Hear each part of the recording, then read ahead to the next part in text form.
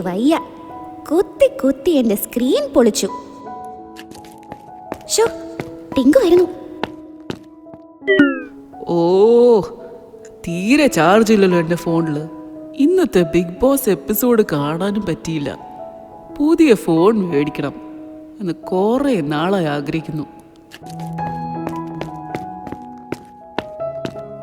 ഹാവൂ, ഇപ്പോൾ ആ സമാധാനമായത്. ഇന്നത്തെ ദിവസം റെസ്റ്റ് എടുക്കാൻ കഴിഞ്ഞിട്ടില്ല.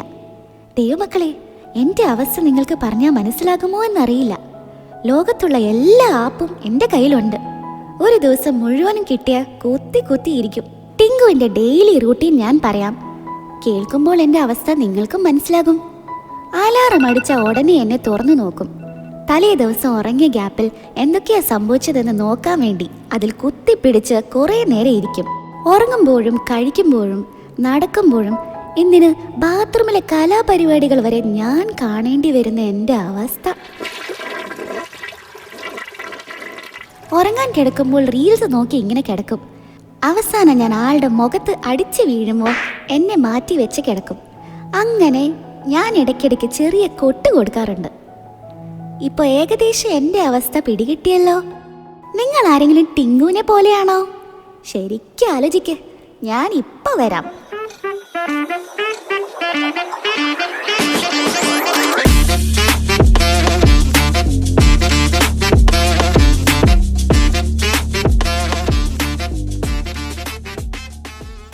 മൊബൈൽ ഫോൺ ചാർജിലിട്ടിട്ട് ടിങ്കു ഒട്ടും ക്ഷമയില്ലാതെ അങ്ങോട്ടും ഇങ്ങോട്ടും നടക്കുന്നു.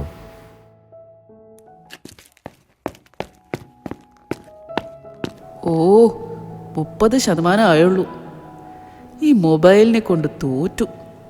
സാരമില്ല, 1% ആകുമ്പോൾ വീണ്ടും കുത്തിയിടാം.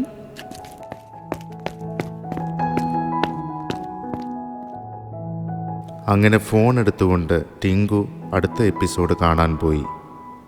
ആ സമയം അവിടെ ഒരാഴ്ചയായി പൊടി പിടിച്ചിരുന്ന ബൈബിൾ വരുന്നു.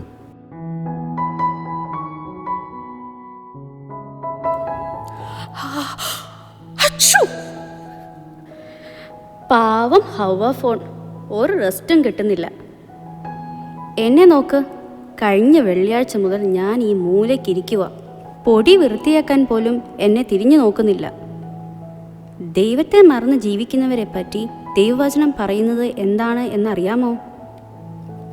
നോഹയുടെ കാലത്ത് മനുഷ്യർ ഭൂമിയിൽ തങ്ങൾക്ക് ബോധിച്ച പോലെ നടന്നു. ഉൽപ്പത്തി 6:3 പറയുന്നു, അപ്പോൾ യഹോവ മനുഷ്യനിൽ എൻ്റെ ആത്മാവ് സദാകാലവും വാദിച്ചുകൊണ്ടിരിക്കില്ല. ഭൂമിയിൽ മനുഷ്യൻ്റെ ദുഷ്ടത വലിയതെന്നും അവൻ്റെ ഹൃദയവിചാരങ്ങളുടെ നിരൂപണം ഒക്കെയും എല്ലായ്പ്പോഴും ദോഷമുള്ളതത്രേ എന്നും യഹോവ കണ്ടു. താൻ ഭൂമിയിൽ മനുഷ്യനെ ഉണ്ടാക്കിയത് കൊണ്ട് യഹോവ അനുതപിച്ചു. അത് അവൻ്റെ ഹൃദയത്തിന് ദുഃഖമായി. ഞാൻ സൃഷ്ടിച്ചിട്ടുള്ള മനുഷ്യനെ ഭൂമിയിൽ നിന്ന് നശിപ്പിച്ചു കളയും. അങ്ങനെ ഭൂമിയെ ദൈവം പ്രളയത്താൽ നശിപ്പിച്ചു. നീതിമാനായ നോഹയും കുടുംബവും രക്ഷപ്പെട്ടു. ലോത്തിൻ്റെ കാലത്തും അങ്ങനെ തന്നെ നടന്നു. ദൈവം കരുണയും ദീർഘക്ഷമയും ഉള്ളവൻ ആകയാൽ ഈ ഭൂമിയെ ദൈവത്തിൻ്റെ ക്രോധത്തിൽ നശിപ്പിക്കുന്നതിന് മുൻപായി എപ്പോഴും ദൈവം മുന്നറിയിപ്പുകൾ കൊടുക്കും. യെശയ്യാവ് 55:6 പറയുന്നത് പോലെ, യഹോവയെ കണ്ടെത്താവുന്ന സമയത്ത് അവനെ അന്വേഷിപ്പീൻ, അവൻ അടുത്തിരിക്കുമ്പോൾ അവനെ വിളിച്ചപേക്ഷിപ്പീൻ. നിങ്ങൾ നശിച്ചു പോകാതിരിക്കേണ്ടതിന് അധികം ശ്രദ്ധയോടെ ആയിരിക്കാം.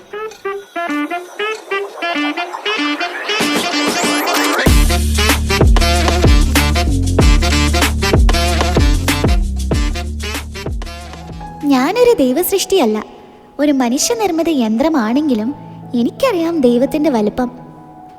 ദൈവത്തെ മറന്ന് ജീവിച്ചാൽ ദൈവം നിങ്ങളുടെ ജീവിതത്തിൽ ഭാരമാകും എന്നാണ് ഗുളുഗുളു അമ്മച്ചിയിൽ നിന്ന് മനസ്സിലാക്കാൻ കഴിഞ്ഞത്.